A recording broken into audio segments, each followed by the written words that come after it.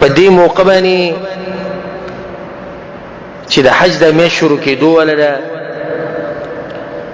نو د دې اولنۍ لس ورځو څه فضایل او څه به کوو څه به نه کوو.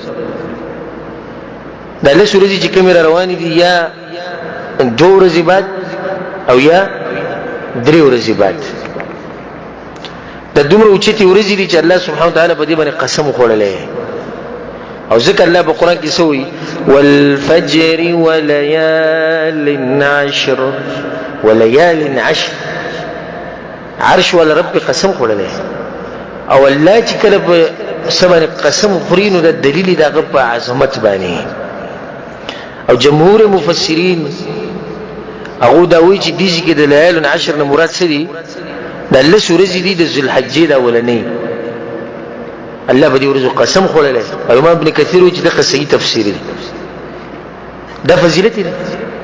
دویم فضیلت دا دی چې دې ته الله ویلي دي وایي دا معلومې ورځې دي د شمار ورځې دي ځکه الله په قرآن کې څه وایي واذکروا اسم الله فی ایام معلومات معلومه ورځې دي ښکاره ورځې دي د ایام معلومات کمې وي نو دغه لس ورځې دي. جمهور العلماء په دې کې دغه خبره کوي چې دلته ایام معلومات دغه نه لس ورځې مراد دي. دریم فضیلت دا دی رسول صلی الله علیه وسلم گواہی ورکړې ده چې دا لس ورځې د دنیا په ورځو کې غوره ورځې دي. د حدیث الفاظ افضل ایام الدنیا د دنیا لس غوره ورځې هغه ده. بل څه فضیلت ده ته وایي دنیا کې چې څومره ورځې هغه ټولو کې د لس ورځې چې روانې ده غوره.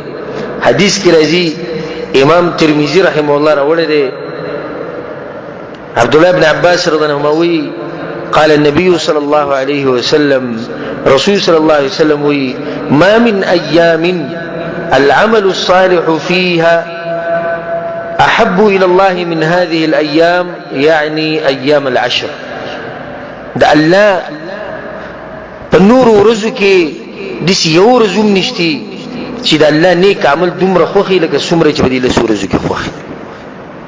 بله دس یو ورځ هم نشته په دې لس ورځو کې چې ته کوم مونځ وکړې او په عام ورځو کې مونځ وکړې کوم یو د الله ډېر خوښ دی؟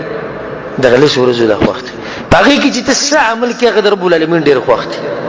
یو کس پاسېدو یا رسول الله وللجهاد فی سبیل الله